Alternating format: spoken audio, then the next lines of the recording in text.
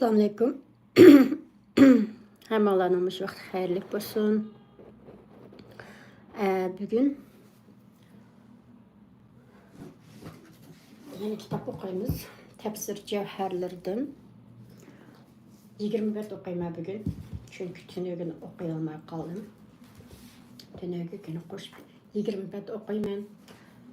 Andan keyin xotir yozaman. Ba'zi bir planlarni yozaman. Ana başlab ketaylik. Euzubillahimineşşeytanirracim. Bismillahirrahmanirrahim. Hec'nin bazı ahkamları.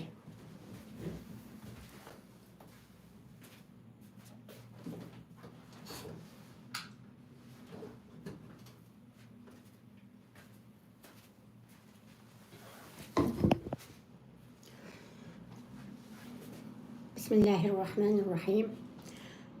الحج أشهر معلومات فمن فرد فيهن الحج فلا رفث ولا فسوق ولا جدال في الحج وما تفعلوا من خير يعلمه الله وتزودوا فإن خير الزاد التقوى واتقوني يا أولي الألباب ليس عليكم جناح أن تبتغوا فضلا من ربكم فإذا أفدتم من عرفات فاذكروا الله عند المشعر الحرام واذكروه كما هداكم وإن كنتم من قبله لمن الضالين ثم أفيدوا من حيث أفاد الناس واستغفروا الله إن الله غفور رحيم فإذا قضيتم مناسككم فاذكروا الله كذكركم آباءكم أو أشد ذكرا فمن الناس من يقول ربنا آتنا في الدنيا وما له في الآخرة من خلاق بسم الله الرحمن الرحيم ترجمesi 1197 ayet Hec vaqti ma'lum bir qancha oydir. Ya'ni Shavval, Zulqa'da oylari va Zulhajjining dastlabki 10 kunidir. Bu aylarda haj qilishni niyat qilib, ihrom bog'lagan odamning jinsiy munosabat o'tkazishi, gunoh qilishi va jidal mojaro qilishi ma'ni qilinadi. Sizlar qanday bir yaxshi amalni qilsanglar, Alloh uni bilib turadi. Haj safaringlarga yetgudek ozuqliq ilib olinglar. Shaksizki eng yaxshi ozuqliq taqvolikdir. Ey aql egalari, mendan qo'rqinglar. 198-oyat. Rabbinglardan haj mezgilida tijorat va boshqa ishlar orqali rizq talab qilsanglar, sizlarga hech gunoh bo'lmaydi. Arafotdan qaytgan chog'inglarda Mash'arul Haromda Muzdalifada Allohni yod etinglar. Alloh sizlarni hidoyat qilganlik uchun uni yod etinglar. Shaksizki buningdan ilgari sizlar ozg'unlardan edinglar. 199-oyat. Andan keyin sizlar kishilar qaytgan joy Arafotdan qaytinglar. Allah'tan mağfiret talep kılınlar. Çünkü Allah bekmi mağfiret kılgıcıdır. Naiti mehribandır. 200. ayet. Sizler hacga xas ibadetlerini ada qılıp bolğandan keyin Allah'ni ata boğanlarını yad etkendek yoki uningdan ortiq yad etinglar. Ba'zi kishilar ey Robbimiz bizga nasibimizni bu dunyoda bergin deydi. Mundaq odamga oxiratda mukofotdan hech nasibi yo'qdir.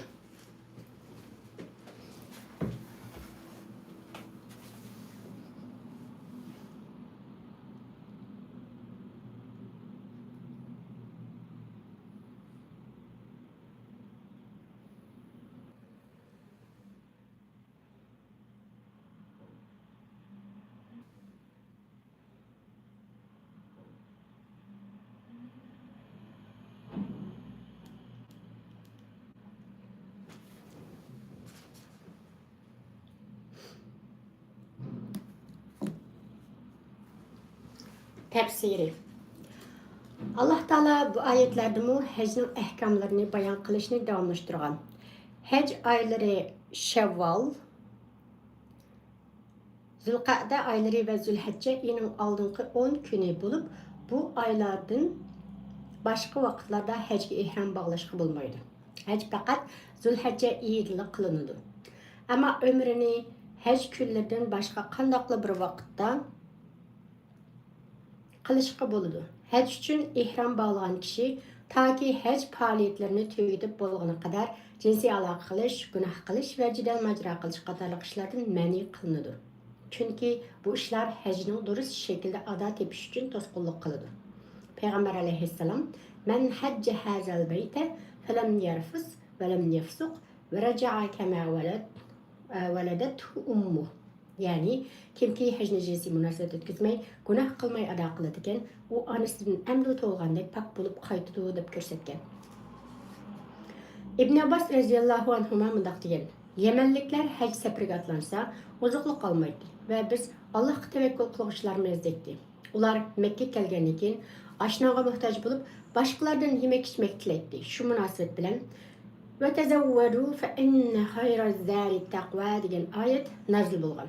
Allah Taala öýüdün həcc qilish niyeti bilen çıqqan her qanday hacının aşkara ve yoşurun barcha amallarını, yaxşı işlerini, ibadetlerini bilip durdu. Her kimge onun niyeti, amalının halisliğine qarab savab berildi. Allah üçün issiq öýüni, aziz farzandlarını tərk etip, həcc səfiriga atlanıp çıqqan hacılarının səfirde en kerakli bolğan narsa taqvalıqdır. Taqvalık her qanday yaxşılıqның beşidir. Taqvalık ahiretning en faydalı ve en yaxşı ozuqudur. Bu ayette Allah Taala hacılarını taqvalık bilen, yaxşılarını ve xeyri ihsanlarını köp qilish bilen ahiret hayatı üçün ozuqluq tayyorlashga emir qilgan. Allah Taala musulmonlarga hajning muhim ahkomlarini bayon qilib bergandan keyin ularga haj vaqtlarida ibodatlarni to'liq o'rganish bilan birga tijorat va boshqa terishchilik kasblari orqali o'zlarining dunyolik nasllarni talab qilishiga ruxsat qilgan. Makka kirishdan asosliq maqsad haj qilish bo'lgan ekan, haj amallariga nuqson yetkazmagan holda tijorat va boshqa dunyolik ishlar bilan shug'ullanishga bo'ldi. Ammo haramga kelguvchilar tijorat qilishni asosli maqsad qilib kelsa, ularning amallari o'zlarining niyat qilgandek bo'ladi. Ya'ni har kim o'zining niyat qilgan narsaga yetadi. Anan Allah Taala hojilarni Arafatda, Muzdalifada va boshqa har bir muqaddas joyga kelganda Allah Taoloni ko'p yod etishga, uning ne'matlariga shukr qilishga va barliq gunohlarga tavba qilishga chaqirdi. Chunki haj mezgili gunohlarga tavba qilib poklanishning eng yaxshi fursatidir. Qilgan haji qabul bo'lgan kishining onasidan tug'ma chig'irigidek gunohsiz bo'lganligi haqida kelgan hadislar bor. Haj faoliyatini tugatib bo'lgandan keyin bu chong fursatga muyassar qilganlik uchun Alloh taologa shukr qilib, uni ko'p yod etish, zikr, takbir va tahlil etish kerak. Alloh taologa duo qilganda dunyolik va oxiratlik har ikki olamlik yaxshiliklarni tilash kerak. Oxiratlikni unutib dunyolikni tilash oqibati ziyonliqdir. Şuna her iki alemlik için Allah Teala'nın yaxşılıq tilash talab qılındı. Tahlil Allah Teala'nın yalğızlığını ve şirk yo'qligini iqror qilish bilan jakarlash demektir. Tahlil Allah Teala'nın yalğızlığını ve şirki yo'qligini İqrar bilen jakarlash demektir. Mesela La ilahe illallah vahdah la şerike leh. La ilahe illallah vahdahu la şerike leh. Yani Allah'tan başka hiçbir ilah yoktur. Allah birdir, onun hiç şirki yoktur degenge o'xshash. Muhim noktaları. Birinci, ihram jarayoni jinsi munosabat o'tkazish, gunoh qilish va jidal majra qilish cheklandi. İkinci, hacılarning haj davomida yaxshi amallarni ko'p qilishi haslab savob keltirdi.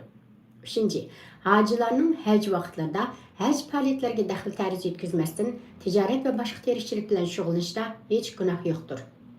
To'rtinchi, hacılarning haj jarayonida Muzdalifa, Arafat, Haram va boshqa muqaddas joylarda ibodatlarni ko'p qilishi, Alloh taoloni ko'p yod etishi, takbir tahlillarni ko'p etishi va uningga loyiqli shukr ado qilishi talab qilindi. 5. Haj jarayonida hacılarning gunohlariga tavba qilishi va Alloh taoloning haj fursatiga muyassar qilganligidan iborat bu katta ne'matiga shukr qilishi talab qilindi. 6. Haj jarayonida va odatdagi vaqtlarda duo qilganda dunyo va oxiratlik yaxshiliklarni tilash kerak. Çünkü dünyalık unutilganlar ziyon tartquchilardir. Hajning ba'zi ahkomlari.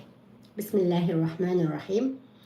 ومنهم من يقول ربنا آتنا في الدنيا حسنة وفي الآخرة حسنة وقنا عذاب النار أولئك لهم نصيب مما كسبوا والله سريع الحساب واذكروا الله في أيام معدودات فمن تعجل في يومين فلا إثم عليه ومن تأخر فلا إثم عليه لمن اتقى واتقوا الله واعلموا أنكم إليه تحشرون. Tercümesi 201. ayet. Bazı kişiler ey Rabbimiz bizge dünyada yaxşılık ata qılğın, ahiretde yaxşılık ata qılğın, bizni dozaq azabından saqlagın deydi. 202. ayet. Ana şular özleri qılğan əməllərinin mol meyvesini görüdü. Allah'ın hesap verişi tezdir. 203. ayet. Sanaqlıq günlərdə, yəni təşriq günlərdə hər namazın axırında tekbir etib Allah niyet etinglar. Minada Qurban Hayit günüdən keyin 2 gün turub aldırıb qaytqan adamga hech günah bo'lmaydi. Tahir qilib qaytqan adamga günah bo'lmaydi. Bu taqvodorlik qilguvchilar uchundir. Allohdan qo'rqinglar, bilinglarki sizlar uning dargohiga yig'ilasizlar. Tafsiri. Haj vaqtida bo'lsin yoki odatdagi vaqtlarda bo'lsin, Alloh taologa duo qildiganlar ikki turlik bo'ladi. Ularning biri nazar doirasi bu dunyoning manfaatlariga qartilgan. Barliq arzusi mushu dunyoning manfaatini ko'zlash bo'lib, shu ular duo qilganda bu dunyolikni tilaydi. Ahiretlikini bo'lsa tiliga ilibmi qo'ymaydi. Alloh taolo bunday kishilarning qilgan duo va tiliga yarasha ularning duosini ijobat qilib, bu dunyoda ularni ne'matlantirdi. Armoniga yetkazdi. Biroq oxiratda bo'lsa ularga mukofotdan, yaxshilikdan hech qanday nasibi yo'qdir. Duo qilguvchilarning ikkinchisi. Alloh taologa duo qilganda bu dunyolik va oxiratlik ikkilisini tilaydi va do'zaxning azobidan panoh tilaydi. Bunday kishilar nazar doirasi keng, arzu armonlari oliy, diyonati va taqvodorligi kuchli, o'zlarining foydasini biladigan kishilardir. Alloh taolo bunday kishilarning duolarini ijobat qilib, ularni bu dunyoda baxtli qiladi. Oxiratda mukofotdan, jannatdan bahramand qiladi va do'zax azobidan saqlaydi. Ularning qilgan amallarining mukofoti to'liq berildi. Dünya ve ahiretin ibaret iki alemlikni tilgen kişi en ulgili kişidir. Çünkü ahiret mengülük karargah ve hakiki alemdir. Bu dünya bolsa vaqt alem ve ahiret yolundaki hazırlanış, tayyorlanish bekitidir. Ahiretlikimizni qo'lga keltirishimiz uchun bu dunyoga ehtiyojimiz bo'lgandek, bu dunyoda qilgan yaxshi amallarimizning mukofotini ko'rish va oxirgi qarorgohimizda aram tepishimiz uchun oxiratga ehtiyojliqmiz. Shunga her iki alemlik yaxshiliklarni tilgan ve şunun yolunda terişkan Müslüman en ulgulik Müslümandır. Ata Qurban Hayit degan kuni Bamdod namozidan boshlab, Hayitning 4-chi kuni asr namozigacha jami 5 kun 23 namozning har biridan keyin tekbir etish sunnatdir. 23 rakat namozning deyishi kerakdir balki. Ama hacılar köprek tekbir etidi. Mesela ular hac jarayonida Ka'bani tavob qilish, Minada turish, Muzdalifada qo'nish, shaytonni tash etish qatorliq hac amallarini o'rinlash jarayonida tekbirni ko'p etidi. Bu 5 kunda etilgan tekbir tövendikçe.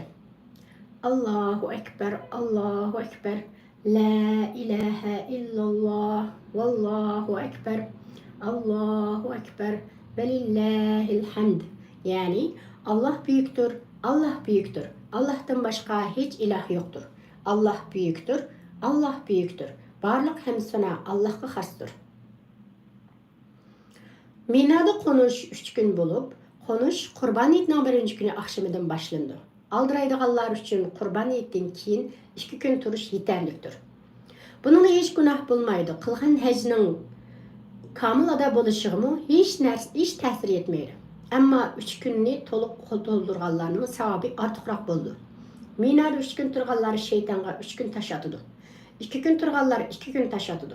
Taqvodorlikni oshirmoqchi bo'lganlar savob bo'ldiganligi ibodatlarni ko'proq qilishga tirishadi. Allah Taala ularning yaxshi niyati va yaxshi amallari yuzasidan ularni maqsadlariga yetkazdi. Qilgan amali bilan rostli taqvolikni va ko'p savobni ko'zlagan bo'lsa, u cho'qim shunga erishadi. Qiyomat kuni Alloh taoloning huzurida hisob berish uchun to'planganda asqatadigan narsa yana taqvolikdir. Bu oyatning oxirida kishilarga qiyomatdagi to'planishning eskartilganligimi ularni shu taqvolikqa undash uchun bo'lsa kerak. Minada qo'nishning hukmi. Şafii, Hanbali ve Maliki mezheplerinin qarşıca, hac qilgan kishining tashriq kunlarida kechining ko'proq vaqtini Minada o'tkazishi vojibdir. Buning asosan Maliki mezhebida o'zdirsiz turib, Minada biror kecha qo'nmagan odamga qon, ya'ni bir qo'yni qurbonlik qilib, go'shini o'zi yemay Makkaning piqirlariga tarqitib berish vojib bo'lib belgilandi.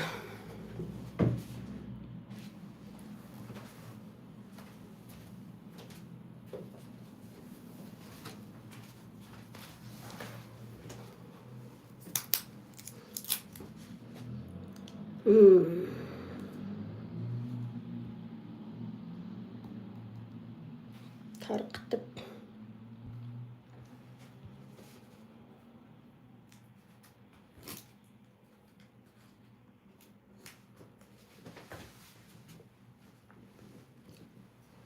Şafii ve Hanbali mezhebide Minada bir kecha qo'nmagan kishiga 2 mud miqdorida taom fidye berish Şafii ve Hanbali mezhebide Minada bir kecha qo'nmagan kishiga 1 mud, ya'ni taxminan 508 gram miqdorida taom fidye berish belgilandi. 2 kecha qo'nmagan kishiga 2 mud miqdorida taom fidye berish belgilandi. 3 kun qo'nmagan kishiga qon keladi. Bu belgilemeler özürsiz turib qo'nmagan kishilarga xos bo'lib, özür sababli qo'nmagan kishiga hech narsa kelmaydi. Ammo Hanafi mezhebining qarashicha hajlarning Minada qo'nishi sunnatdir. Buningga binoan özürsiz turib Minada qo'nmagan kishiga hech narsa kelmaydi. Gunoh bo'lmaydi. Hozirgi zamon ulamolarining ko'p sonliqi yuqorqi 3 mezhebning ra'yini kuchlantirib, Minada qo'nish vojib deb qaraydi.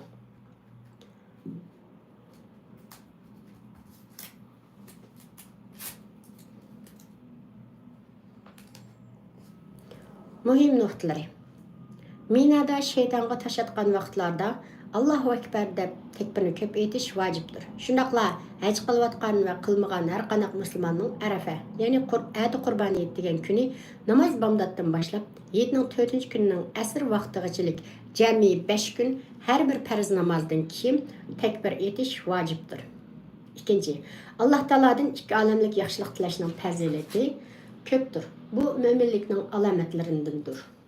Uchinchi, Rabbana atina duosi lafzi ixcham, ma'nosi mo'l duolardan bo'lib, mazmuni har ikki olamlikdan tilash bo'lganlikdan duolarning eng yaxshisidir. Bu duoning teksti mundaq: Rabbana atina fid dunya hasanatan va fil oxirati hasanatan va qina azaban nar. Ya'ni, ey Rabbimiz, bizga dunyoda yaxshilik ato qilgin, oxiratda yaxshilik ato qilgin, bizni do'zax azobidan saqlagin. To'rtinchi, Minada 3 kun qo'nish haj amallarining vojiblaridandir. Aldiraydiganlarning 2 kunlik qo'nishimi yetarlikdir. 5. Arafat maydoni qiyomat kunidagi hashr, ya'ni to'planish maydonini eslatadigan ibratlik joydir. Munofiqlikning ba'zi alomatlari va mu'minlarning sifatlari. Bismillahirrohmanirrohim.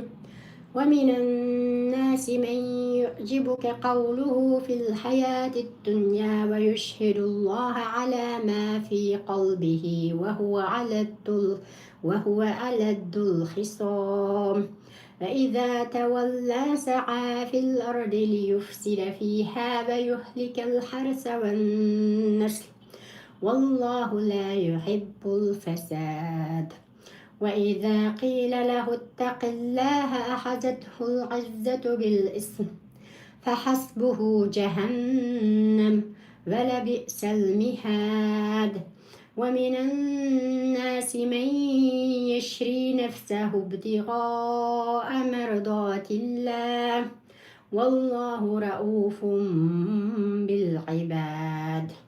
Tercümesi 204. ayet. Ey peygamber, Kişilerin arasında şundak münafık adam var ki, onun dünya terikçiliki toğrısındaki sözü seni kızıktırdı.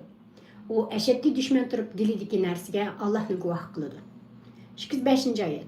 O huzurundan qaytqandan keyin yer yüzü buzg'unchilik qilish uchun va ziroatlarni, hayvonlarni halok qilish uchun terishidi. Allah buzg'unchilikni yoqtirmaydi. 206 ayet. Onunga Allohdan qo'rqqin deyilgan hamon takabburlik tutib gunoh qilib o'tdi. Bunda odamga do'zax yetarlidir. Do'zax bekmi yomon joydir. 207 ayet. Ba'zi kishilar borki, ular Allohning roziligiga erishish uchun jinini pido qiladi. Allah bendilerge tolumu merhametliktir. Tefsiri. Allah Teala yukarı ayetlerde münafıklar bilen müminlerden ibaret iki türlü kişilerin obrazını yorup bergen bulup, münafıklar tilide iman edip koyup, dilide küfrünü yaşırıdığan, tili bilen dili bir emas, iki yüzlümeci, köz boyamçı, riyahur mehluklardır. Münafıklar hemişe köngüllerdeki rezilliklerini ve özlerinin Müslümanlar bilen İslam'a bolgan öçmenlikini dilide yaşırıp durup, onlarga yalgan sadaqatmenlik izhar kılıdır. Ularning o'zlarini rastchil ko'rsatish uchun yolg'on so'zlarga Alloh taoloni guvohchi qilib turib aytgan so'zlari haqiqatan kishilarni qiziqtirdi.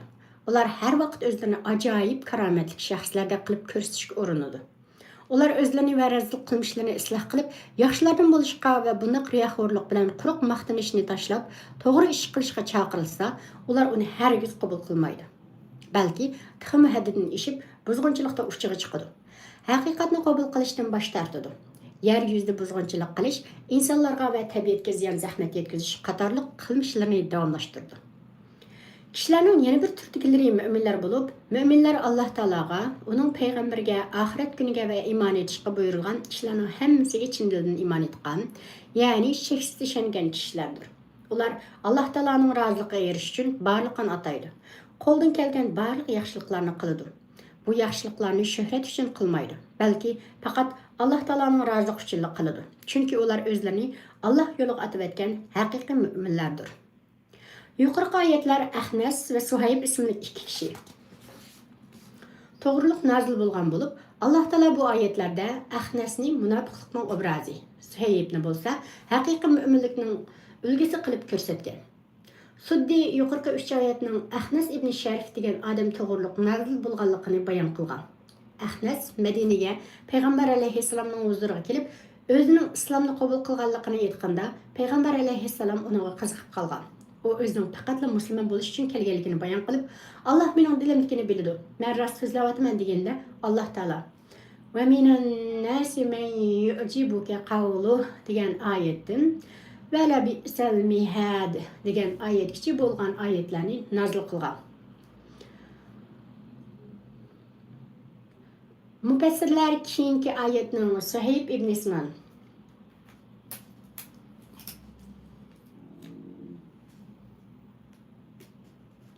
Müfessirler keyingi ayetning Suhayb ibn Sinan ismli sahabe haqqında nazil bo'lganligini bayon qildi.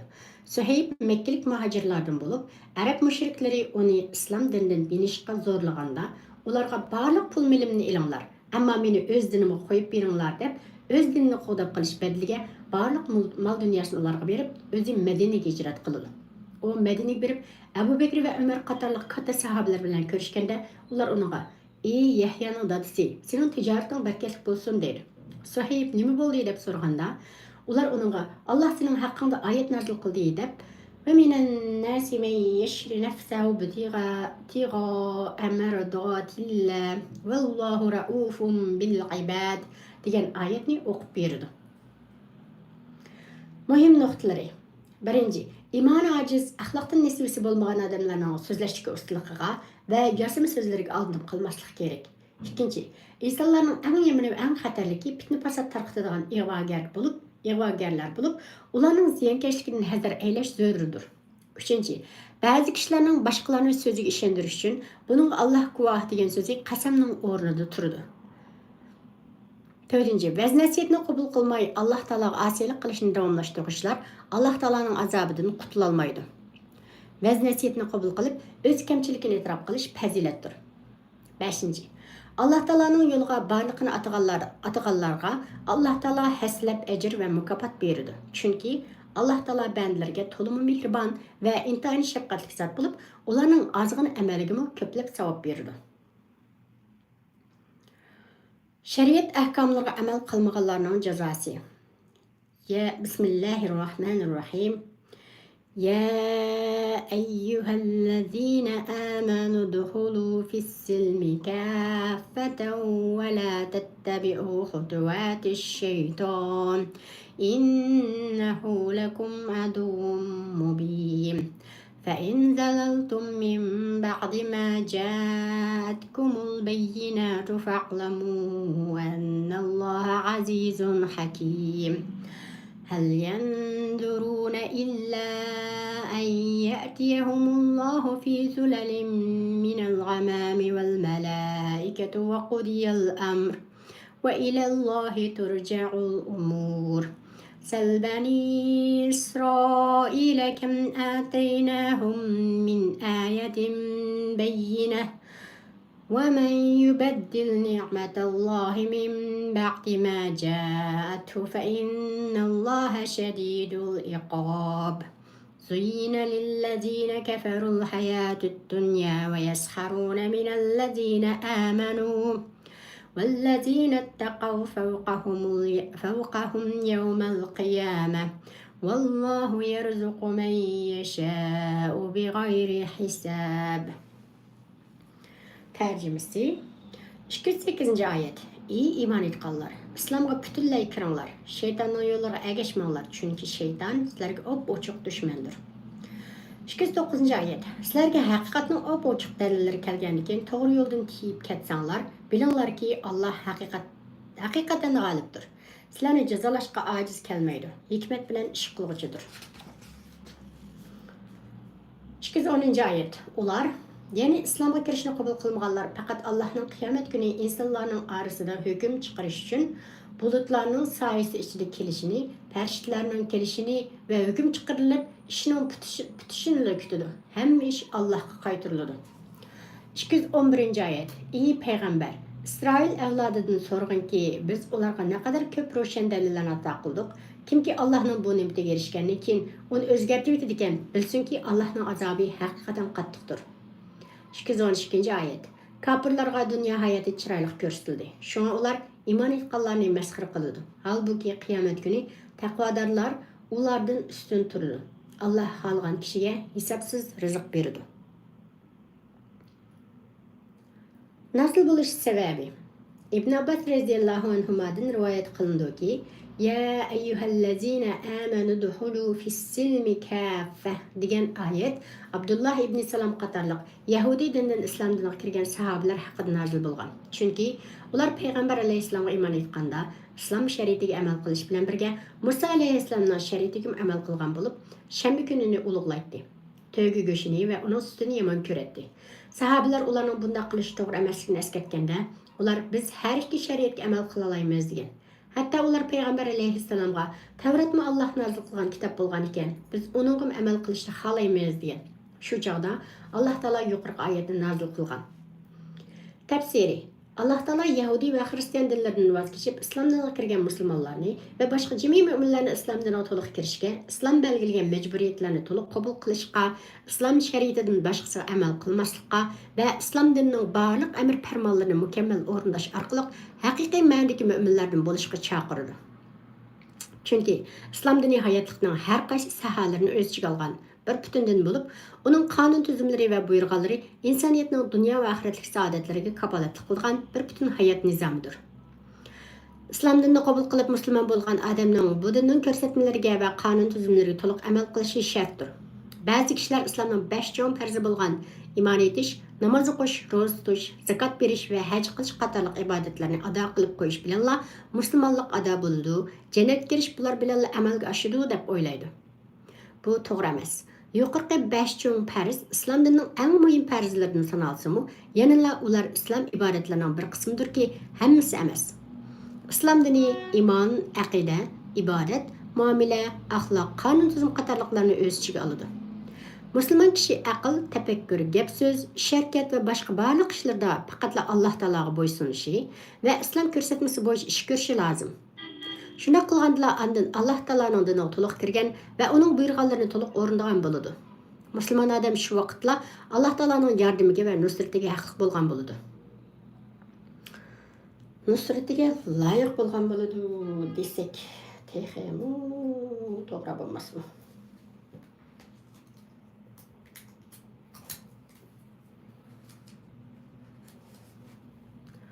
Buruqlar shunday qilganlikdan azizlikda, hurlikda o'tgan.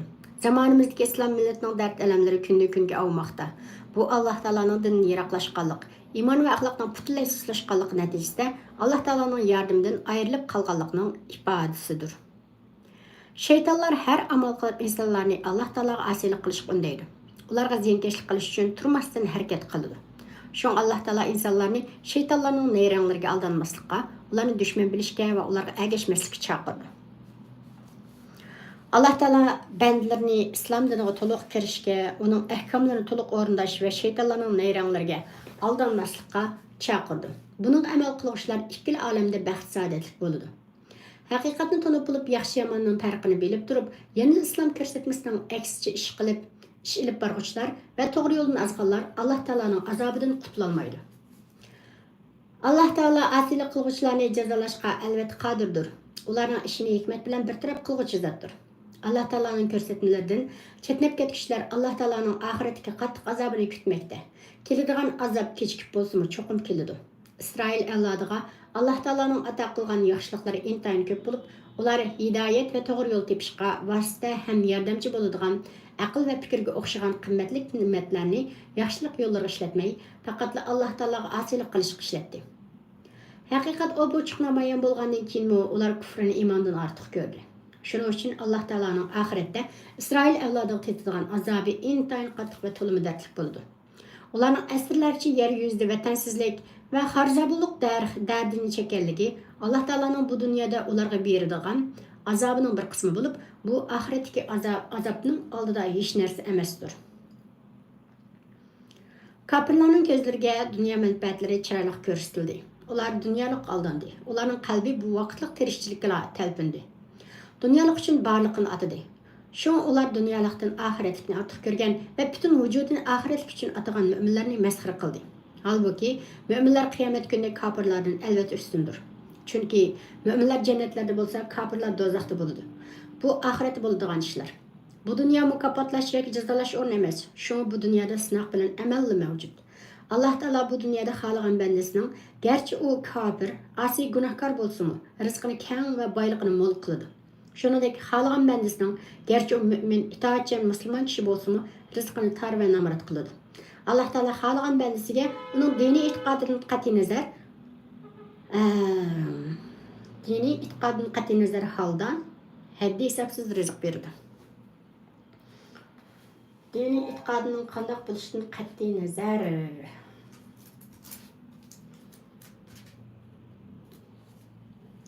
haddi hisobsiz rizq berdi. Shuni unutmaslik kerakki, Alloh taoloning birovning rizqini keng, turmushini boyashatlik qilganligi Alloh taoloning uningdan va qilgan ishlaridan rozi bo'lganligidan emas. Shuningdek, Alloh taoloning birovning rizqini tor, turmushini jaboliq qilganligi uning g'azab qilganligidan emas. Chunki bu dunyo mukofot va jazoning o'rni emas.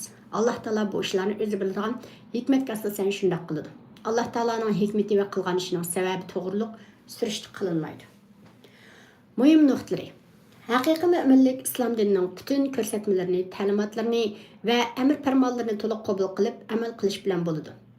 Alloh taoloning ne'matlariga tuzkorlik qilishdan hazar aylash kerak. Chunki Alloh taoloning jazosi haqiqatan qattiqdir.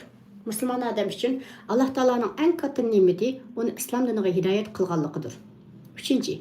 Shariat ahkomlarini to'liq qabul qilish va uning ruhi bo'yicha ish ko'rish musulmonlikning talabidir. 4. Shariat ahkomlarini masxara qiladigan, uni hozirgi zamonga munosib kelmaydi deb kamsitadiganlar musulmon emasdir. 5. Dinda cheklangan ishlardan yalmagan, dinning buyurganlarini o'rindashdan bosh tortganlar ozg'unlardir. 6. Rizq faqat Alloh taoloning ilkididir. Alloh taolo xohlagan bandasining rizqini keng, xohlagan bandasining rizqini tor qiladi. Alloh taolo bu dunyoda mu'min, kofir, taqvo, asi butun bandalarni rizqlandirdi. İnsaniyetning payg'ambarlarga bo'lgan ehtiyoji. Bismillahirrohmanirrohim. Kana an-nasu ummatan wahidatan fab'athallohu an-nabiyyina mubashshirina wa munzirina wa anzala معهم الكتاب بالحق ليحكم بين الناس فيما اختلفوا فيه وما اختلف فيه إلا الذين أوتوه من بعد ما جاءتهم البينات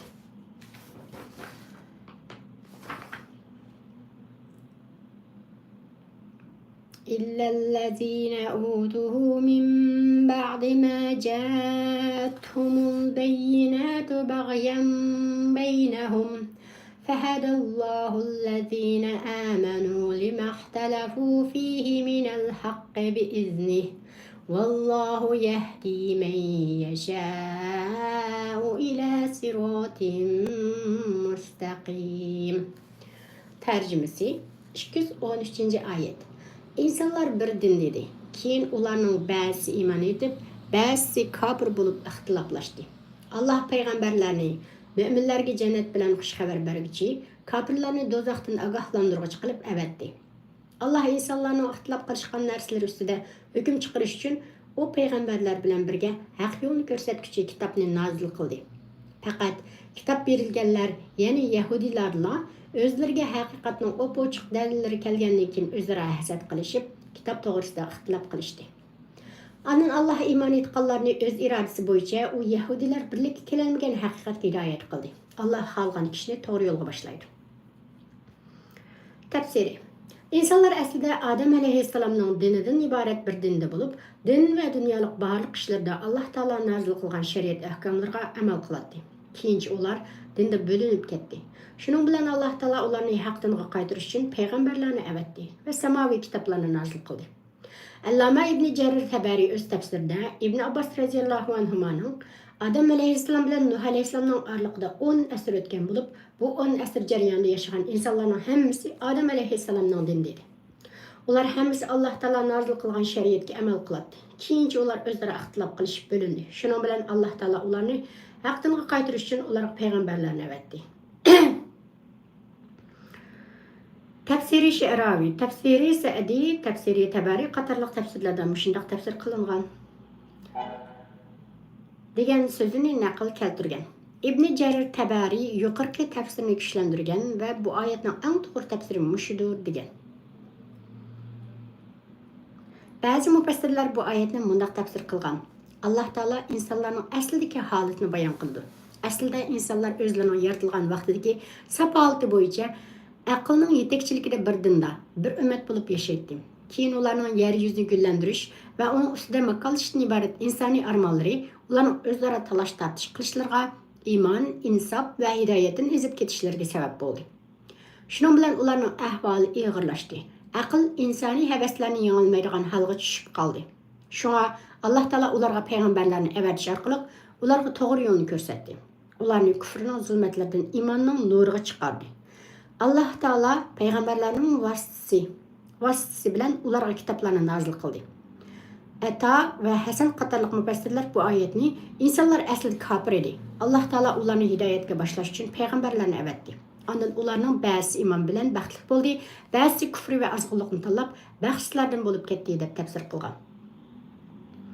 Payg'ambarlar bilan kitoblar faqat insonlarni to'g'ri yo'lga boshlash va ularni dunyoda baxtli yashatish, oxiratda bo'lsa saodatmanlarni qilish uchun kelgan. Bundan ma'lumki, aql o'zi yolg'izlar kishilarni to'g'ri yo'lga yetaklay olmaydi. Payg'ambarlar bilan ularga nozil qilingan samoviy kitoblar aqlga yo'l ko'rsatdi. Shuning bilan kishilar haqdan yetaklandi. İnsanlarga payg'ambarlarning vasitasi bilan kitoblar kelgan va haqiqat oydinlashgandan keyin ular o'z orasida ko'rolmaslik qilishib, mazkur kitoblar haqida ixtilof qilishdi. Haqdan yiroqlashdi. Xususan yahudiylarning ixtilofi nihoyat qattiq bo'ldi. Ammo Alloh taolo haqiqiy mu'minlarni o yahudilar birlikka kelolmagan haqiqatga yetakladi. Ularni hidoyat qildi. Chunki hidoyat faqat Alloh taoloning ilkida bo'lib, Alloh taolo uni xohlagan bandasiga ato qiladi. Uning bilan xohlagan bandasini to'g'ri yo'lga muvaffaq qiladi. Muhim nuqtalari. Dunyoning vaqtliq manfaatlariga aldanib, oxirat hayotini unutish eng ichinishli haqiqatlikdir. Aqlli kishilar har ishning oqibatini yaxshi o'ylagandek, oxiratdagi mangulik hayotini o'ylaydi va oqibatda baxtli bo'lish uchun qilishga tegishlilarning hammasini qiladi. Ikkinchi, bu dunyoda o'zining mol-mulk mülkiga, mansibiga, shon shuhratiga ishinib, boshqalarga haqoratlik qilganlar, boshqalarni masxir qilganlar oxiratda jazosini tortadi va bu dunyoda ular ko'zga ilmaganlarning oxiratdagi yuqori darajalarini ko'rib tixmi hasrat chekadi. Üçüncü, Allah Teala'nın birligiga iymon keltirishdan iborat tavhid aqidasi barcha payg'ambarlarning o'rtaq da'vati va insoniyatning asli aqidasidir. Kufrlik bilan shirk aqidasi inson ideologiyasiga sirtdan kirgan ofatlardir. To'rtinchi, payg'ambarlarning asosli vazifasi yaxshilarga jannat bilan xush xabar berish, azg'unlar va gunohkorlarni do'zax azobidan ogohlantirishdan iborat ulug'vor vazifadir. Beshinchi, har qanday bir ummatning bo'linishi va zavolliq yuz tutishining oldingi sabablaridan biri dinda ixtilof qilishish, o'zlarining ilohiy dasturini burmilashdir. Yahudi va xristian dinlarining buzilishiga sabab bo'lgan narsa mushudir. Müslümanlarni chidamchanlikqa undash. Bismillahirrohmanirrohim. Am hasibtum an tadkhulul jannata wa lamma ya'tikum masalul ladina khalaw min qablikum مستهم البأساء والضراء وزلزلوا حتى يقول الرسول والذين آمنوا معه متى نصر الله ألا إن نصر الله قريب. Tercümesi 214. ayet. İyi iman etqanlar, sizlar tixi ilgirki müminlarning beshiga kelgan kulfatlar, sizlarning beshinglarga kelmay turib jannatga kirishni o'ylamsizlar? Ularning beshiga shundoq qattiq yo'qsullik, og'riqsizlik kelganini shundoq sarosima tushirilganki, hatto payg'ambar bilan mu'minlar Allohning yordami qachon kelar deb ketgan edi. Bilinglarki, Allohning yordami haqiqatan yaqindir. Tafsiri. Allah Teala Peygamber aleyhisselam bilen müminlerge hitap kılıp, ularni kafirlarga, ularning razil düşmanligiga qarshi irodelik va chidamchanlik bo'lishga chaqirdi. Biroq payg'ambarlarning va mu'minlarning boshlariga kelgan kulfatlarni va shu zamonlardagi azg'unlarning qilmishlari sababli tortgan jafolarni eslatish orqali sabrning va chidamchanlikning go'zal natijasini bayon qildi. Ey iymon etganlar, sizlar tixi buruk payg'ambarlar bilan ularga ergashgan mu'minlar sinalgandek sinalmay turib, ularning beshiga kelgan ig'ir kulfatlar sizlarning beshinglarga kelmay turib jannatga kiramiz deb o'ylamsizlar? Ularning beshiga shunday qattiq yo'qsullik, ig'ir kasalliklar,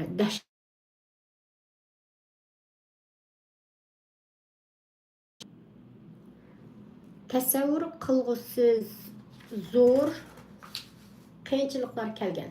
Başlık kelgan chiroqsiz kulfatlar va qiyinchiliklar tufaylidan ularning sabr toqati tugagan. Hatto Alloh taoloni eng yaxshi taniydigan, uning yordamining mu'minlarga xos ekanligini eng obdan biladigan payg'ambarmi ularga ergashgan. Mu'minlarmi mata nasrulloh, ya'ni Allohning yordami qachon kelar deb ketgan edi. Alloh taolo mu'minlarga tasalli berib, bilinglarki Allohning yordami haqiqatan yaqindir degan. Allah Teala'nın nusrati ve yardımı haqiqiy müminler için her zaman yakındır. Yani ularga çoğum yetip gelidi. Allah Teala'nın nusratiga tegishli bo'lish için, onun yardımı için ishonch qilib, onun tayinish bilan bir vaqtda çoğum ishlash, tirishish ve qo'lidan kelgan sabablarning hammasini qilish talab qilindi. Afsuski nurg'un kishilar o'zlari g'alabiga yiqilishib kelgan chog'da ilgirlashdan voz kechadi. Shuning bilan kelmoqchi bo'lgan nusratdan va g'alabidan quruq qoladi. Shunga g'alabaga erishish uchun Alloh taoloning nusratidan umidsizlanmaslik, qo'lidan kelgan sabablarning hammasini qilish kerak. Muhim nuqtalari: oxiratda jannatga kirish uchun bu dunyoda ko'plagan qiyin qistoqlarga, qiyin sinoqlarga bardoshlik berishga to'g'ri keladi. Alloh yo'lida mol-mulkini, jinni qurbon qilishni bilganlar jannatga loyiq kishilardir. Alloh bandalarining oxiratdagi darajalarini yuqori qilish uchun ularni bu dunyoda turli qiyinchiliklar bilan sinaydi. İkinci, peygamberlerge ve dindeki ülgili kişilerge erişiş, ularning bosgan yo'lini davomlashtirish har qanday musulmon kishidan talab qilingan muhim masaladir. Üçüncü, payg'ambarlarning izlarini o'rganish va har ishda ularga ergishish musulmonlarning burchidir. Bugunlik mush yergacha o'qiymiz. Davomini inshaalloh erta.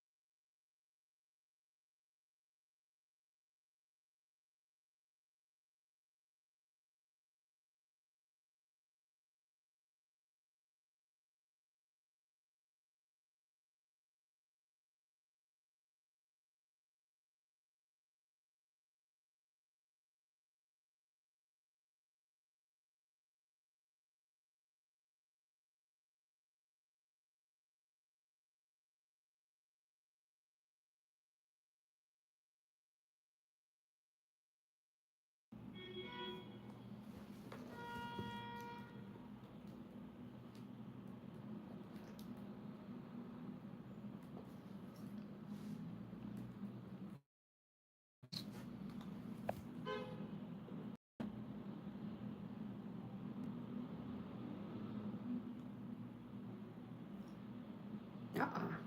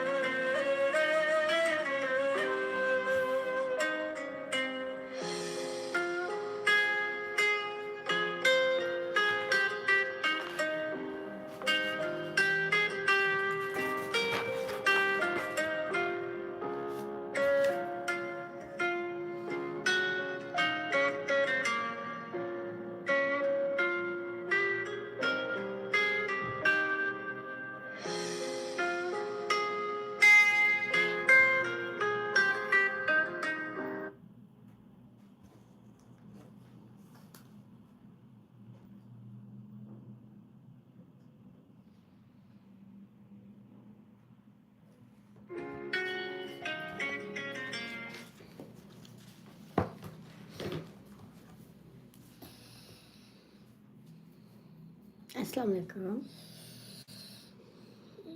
Ahvolingiz yaxshimi? Biram uxlayman.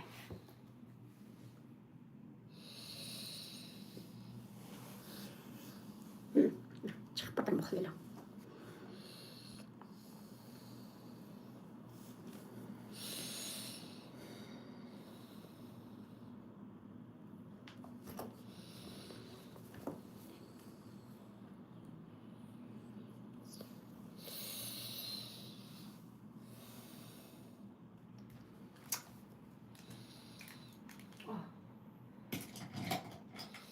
Shu qilib